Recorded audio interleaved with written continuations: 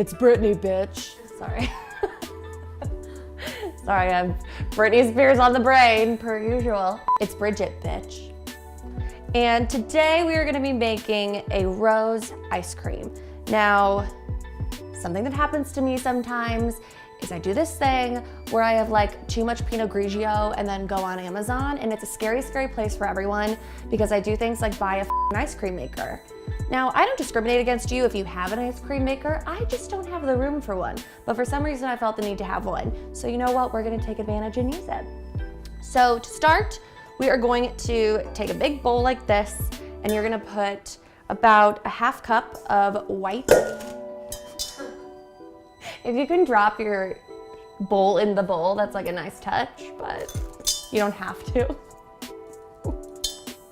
And then 3 cups of whole milk. You could probably do like an almond milk, soy milk kind of option if that's your thing. Then you're gonna take a hand mixer and just really mix the shit out of it. If you don't have a hand mixer, you could probably just use a good old-fashioned spoon and your arm. I just don't have the like quad strength. Is a quad in your arm? Bicep, tricep, delt, pecs. I don't have any of it, so I need a motorized thing. And you basically want to mix it up until the sugar completely dissolves. All right. So once the sugar has dissolved and your milk and sugar are fully mixed together, you are going to add the rest of your ingredients. So you're gonna need about 16 ounces of heavy whipping cream, or one of these little mini cartons is the exact amount you need. Oh God, try to splatter it if you can. I kind of like it because then it's like someone's gonna come over. It's like, sorry, I was cooking, I have stuff on me. About a half teaspoon of vanilla extract. Half teaspoon of vanilla extract. Put her on in there. Some rose water. Now the recipe calls for a 4th cup of rose water, but if you have not used rose water before, I would put about half that in, like an 1/8. Nah.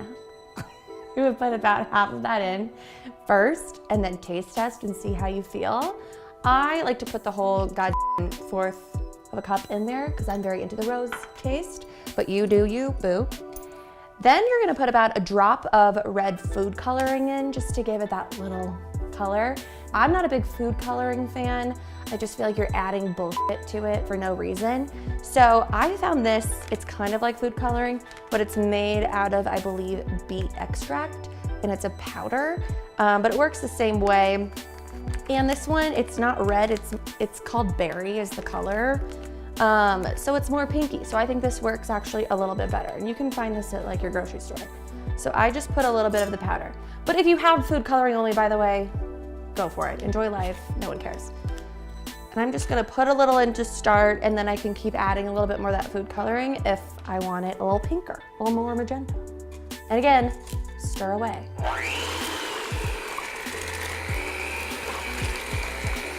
I'm gonna add a little more coloring. We're just gonna go balls to the walls with our pink rose color. All right, we are splattering everywhere. Okay, so the next step really depends on whatever kind of ice cream maker you could use. If you don't have an ice cream maker, you could probably just freeze this and eat it that way. Or I think there's some sort of like weird, like Pioneer type of shit with like salt and something I think you can do to freeze it. I don't know, look it up, use the internet. But for me, I have an ice cream maker because again, Pinot Grigio plus Amazon.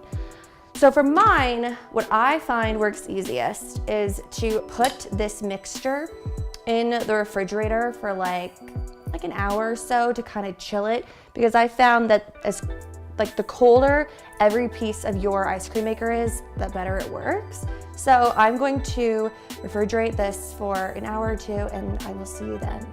So now my mixture is chilled, and then this little piece of my ice cream maker, I don't know the word for it, bowl, we're gonna call it. And this has been chilling in the freezer for like a day. So she is frozen as f and she's ready. So mine, I just put in like this, and then put this little piece on. this lid. And then my cold mixture goes in.